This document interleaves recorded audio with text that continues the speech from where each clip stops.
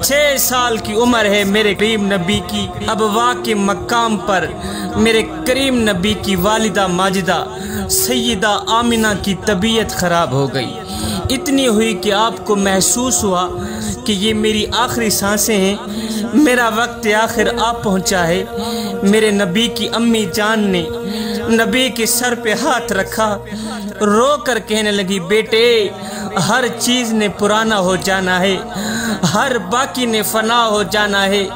बेटा मेरा वक्त आखिर आ गया है, मैं तो इस दुनिया फ़ानी से जा रही हूँ, लेकिन बेटा मेरा जिक्र नहीं मिटेगा, इसलिए कि मैं तेरे जैसा सुथरा बेटा छोड़ के जा रही हूँ। है दुर्रे यतीम पैदा होने वाले नबी के अब्बू तो पहले ही वफात पा चुके थे, एक माँ का आसरा था, आज वो भी चल बसा। 6 साल की उम्र है मेरे करीम नबी की, माँ का इंतकाल हो गया। मेरे नबी माँ का हाथ पकड़ कर कहते, अम्मी जान मुझे अकेला छोड़ के कहाँ जा रही हो। माँ की वहीं तदफीन की गई।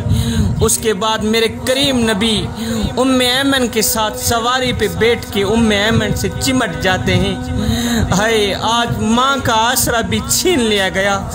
मेरे हुजूर उम्मे ऐमन से चिमटे हुए हैं और रो रहे हैं। उम्मे ऐमन जाके मेरे नबी को हज़रत अब्दुल मुत्तलिब के यहाँ सुपुर्द कर देती है। हज़रत अब्दुल मुत्तलिब मेरे हुजूर को अपने गले लगाते हैं और ज़ारो कतार रोते हैं। ज़ारो कतार रोने के बाद उम्मे ऐमन से कहा कि उम्मे ऐमन मेरे बेटे का ख़ास ख्याल रखना। फिर इन्होंने इतना ख्याल रखा कि मेरे हुजूर खुद फरमाते हैं कि उम्मे ऐमन मेरी माँ के बाद मेरी माँ है। 2 साल गुजरे ही थे कि हज़रत अब्दुल मुत्तलिब का भी इंतकाल हो गया। जब आपका जनाजा उठा तो सारा मक्का जनाजे के लिए उमड़ आया। जनाजा जा रहा है। आज लोगों ने 8 साल के एक बच्चे को देखा जो दीवारों से लपेट लपेट के रो रहा है। बाप का सहारा तो था ही नहीं, माँ थी वो भी चल बसी। आज अब्दुल मुत्तलिब जैसा सहारा भी छीन लिया गया। फिर चाचा की किफ़ालत में आए।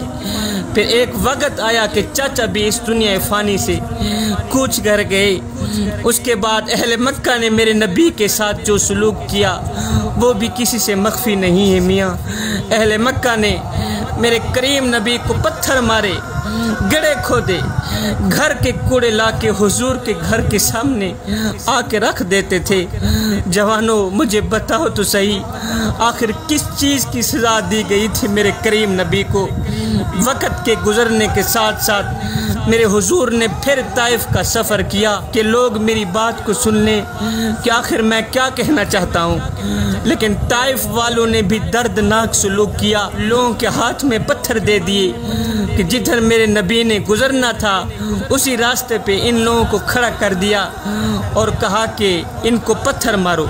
वो मेरे हुजूर के पाँव पे पत्थर मारते। हुजूर एक पाँव उठाते तो दूसरे पाँव पे पत्थर मारते। फिर मेरे नबी शिद्दत दर्द से ज़मीन पे बैठ जाते।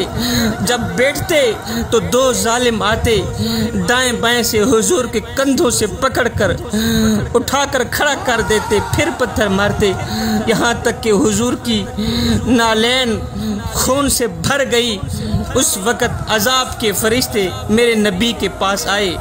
अर्ज़ की हुजूर अगर आप कहें तो अभी दोनों पहाड़ों को एक दूसरे से जोड़ दें, इन काफिरों का नामो निशान भी ख़त्म कर दें। हुजूर ये जो आपको तकलीफ़ें दे रहे हैं, दर्द दे रहे हैं, अगर आप फरमाएं तो दोनों पहाड़ों को आपस में जोड़ देते हैं, इनको यहीं ख़त्म कर देते हैं, इनका नामो निशान भी ख़त्म हो जाएगा।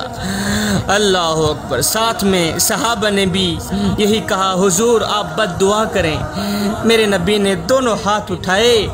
जो साथ थे उनको शदीद आरज़ू थी कि अभी हुजूर की ज़ुबान खुलेगी, बद दुआ निकलेगी और इन काफिरों का नामो निशान मिट जाएगा।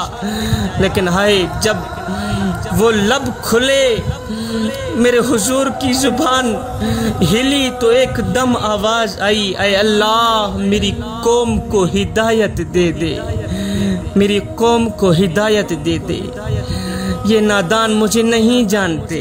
हाय ڈٹھے ورک قرآن دے پھول سرے تیری شان جیاں نہیں کوئی اور ڈٹھا تیری شان دا کرے مقابلہ جہڑا انہوں عاشقاں اصلی چور ڈٹھا او کوئی نور آکھے کوئی بشر آکھے پیندہ رات دینے ایہو شور ڈٹھا اللہ والیاں گل مکا چھوڑی تسا ہور ڈٹھا اساں ہور ڈٹھا ربی حبلی امتی یا اللہ میری امت کو بخش دے ہے صبح ہے تو ربی حبلی امتی زبان پہ شام ہے تو ربی حبلی امتی زبان پہ ہے اے حضور کی آمد کا جشن منانے والوں کوئی ایسا پیار کرنے والا پہلے مجھے دکھاؤ تو صحیح مجھے بتاؤ کوئی اتنی محبت کرنے والا بھی ملے گا جو کہے اے میرے امتی کانٹا تیرے پاؤں میں چپتا ہے درد میں محمد کو ہوتا